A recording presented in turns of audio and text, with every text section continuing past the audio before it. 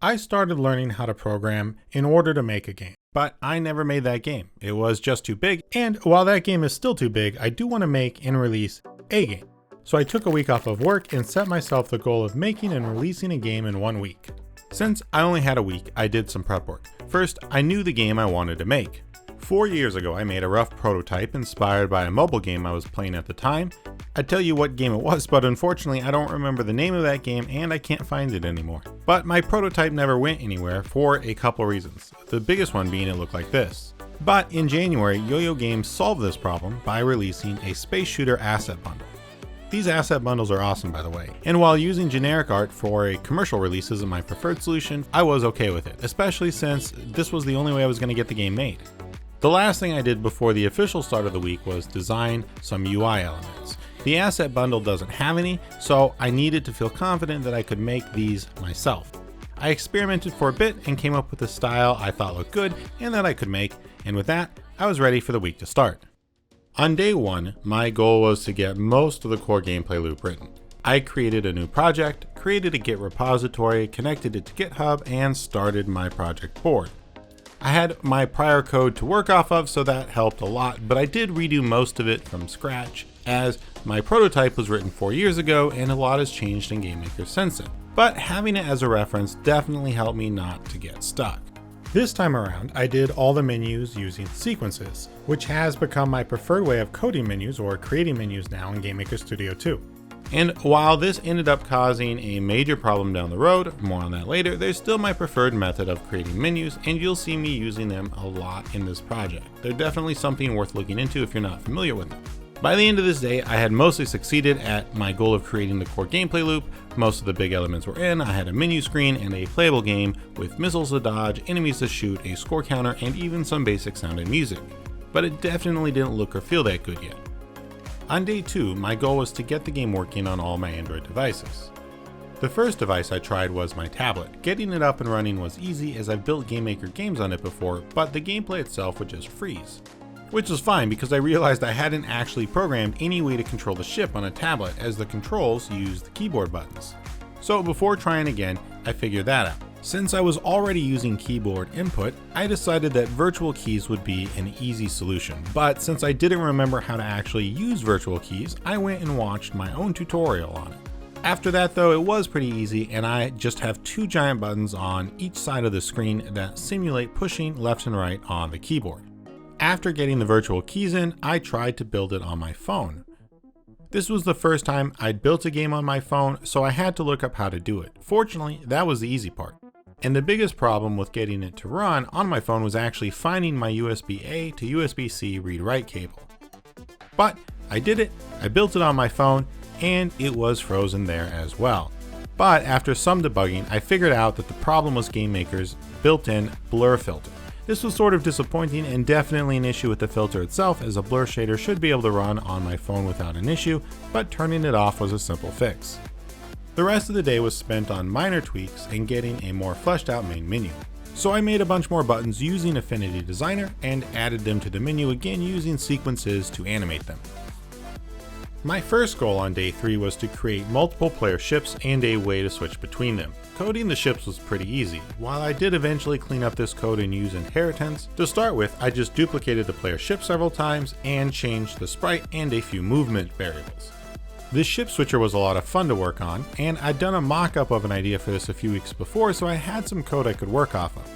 These buttons are animations done with sequences that override an object created in another sequence, so this whole setup was created virtually using almost no code, which is why I like using sequences so much.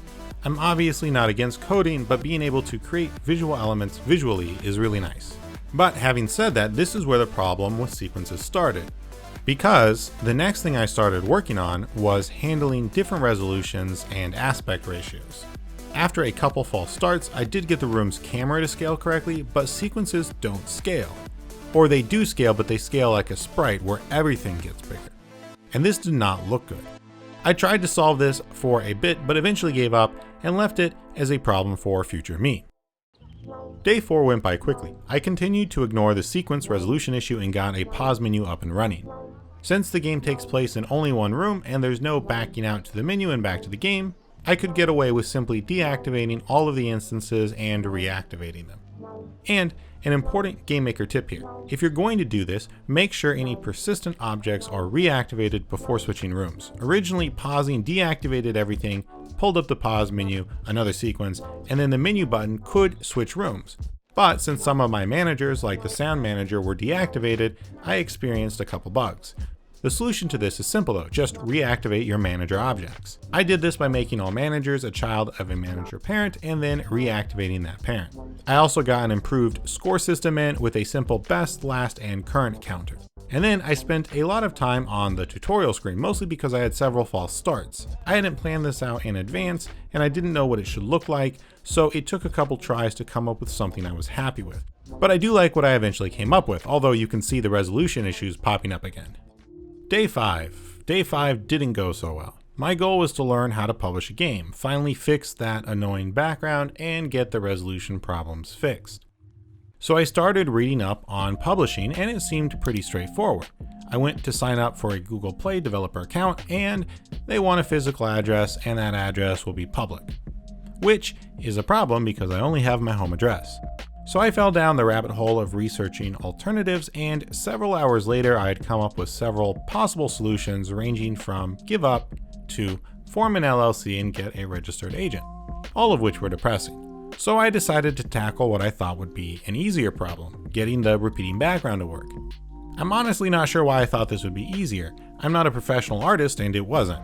Several more hours of watching tutorials and experimenting, and I had definitely learned things, but it didn't look good. And that was basically the whole day. I never got to working on resolutions at all. So at the end of the day, I didn't feel very good. I'd spent a whole day and accomplished none of the tasks I set out to, one of which was a critical one. But on the other hand, I decided that although it felt like wasted time, it wasn't. They were problems that took time to solve, and I had spent time trying to solve them. Even if I didn't have anything to show for that time, it was necessary to spend it, and I had made progress. Day 6 was a lot better.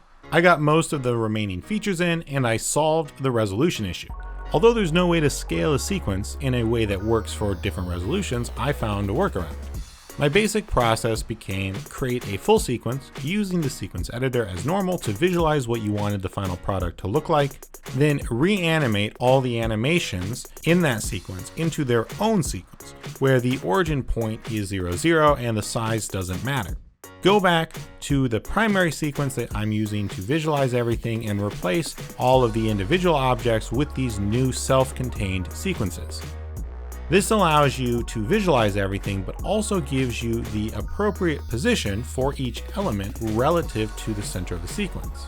Although you then need to translate those to the GUI's coordinates, which start from the top left. And then finally, create a sequence spawner which spawns these sequences in the room itself, scaled for the appropriate resolution. The code for this object is very straightforward. I'm doing it in 3 lines, but it could be done in 1.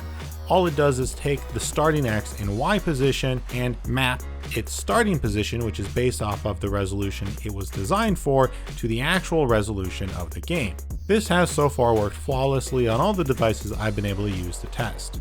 I got this idea for the sequence spawner from Pixel Pope's video on smart clickable GUI elements, which is also worth a watch. Even with all of this hassle, I still believe that using sequences is a great way to create menus because it lets you do them visually. However, I hope that the scaling sequences for different resolutions is something that the Yo-Yo Games team is working on and will build into GameMaker at some point in the future.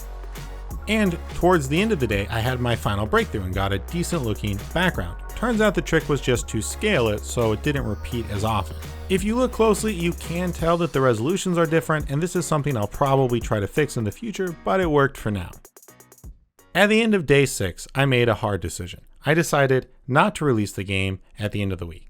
This was disappointing, but perhaps something I should have expected. Making a game in only a week is already a lot of work, and I've had practice at this part. But I'd never published a game before and didn't know anything about how to do that. So every obstacle was a major time sink.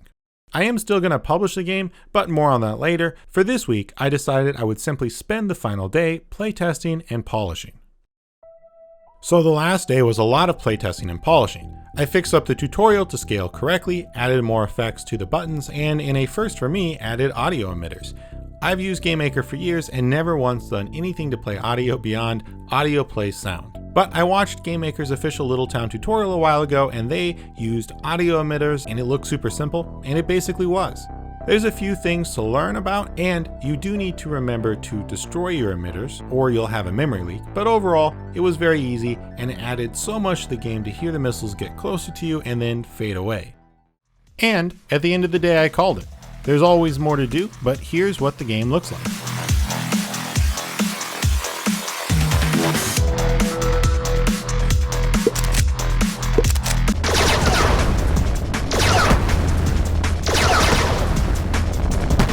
So, while my publishing dreams are delayed, I finished the game and I like it. It's really cool to look at my phone and see an icon for a game I created, even if it is at the moment just a test build from GameMaker that exists only on my phone. And I still plan on publishing the game.